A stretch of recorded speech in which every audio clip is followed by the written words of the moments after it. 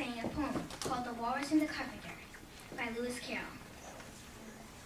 The sun was shining on the sea, shining with all his might. He did his very best to make the billows smooth and bright.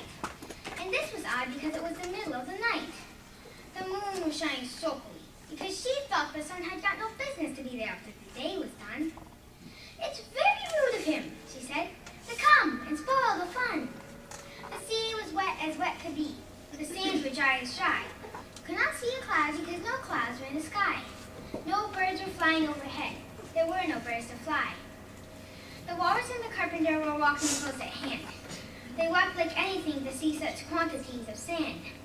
"If this were only cleared away," they said, "it would be grand. If 7 days with 7 mops swept it for half a year, do you suppose," the Walrus said, "that they could get clear?" "I doubt it," said the Carpenter, and shed a bitter tear. "Oh, oysters, come and walk with us," the Walrus said with beseech. "A pleasant walk, a pleasant talk along the briny beach. We cannot do with more than 4 to give a hand to each." The eldest oyster looked at him, but never a word she said. The eldest oyster winked her eye, shook her heavy head, meaning to say she did not wish to leave the oyster bed.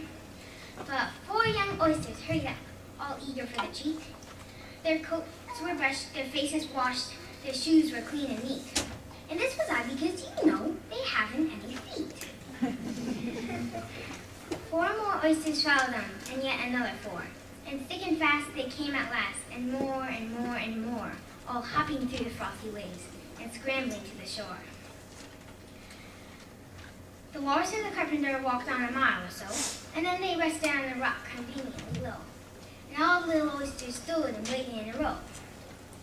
"The time has come," the Walrus said, "to talk of many things, of shoes and ships and sealing wax, of cabbages and kings, of why the sea is boiling hot, and whether pigs have wings. But wait a bit," the oysters cried, "before we have our chat, for some of us are out of breath, and all of us are fat." "No hurry," said the Carpenter. "They thank them much for that." "A loaf of bread," the Walrus said, "is what we chiefly need. Pepper and vinegar besides are very good indeed. Now if you're ready, oyster dears, we can begin to feed." "But not on us," the oysters cried, turning a little blue. "After such kindness, that would be a dismal thing to do." "The night is fine," the Walrus said. "Do you admire the view? It was so kind of you to come, and you are very nice." The Carpenter said nothing but cut us another slice. "I wish you were not quite so deaf. I've had to ask you twice."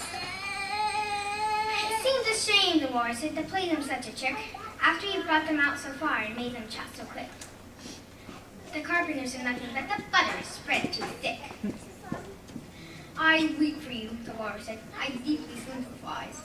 With sobs and tears he sorted out those of largest size, while holding a pocket handkerchief before his streaming eyes.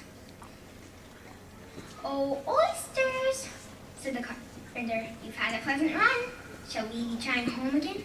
But answer came there none, and this was scarcely odd, because they'd eaten every one.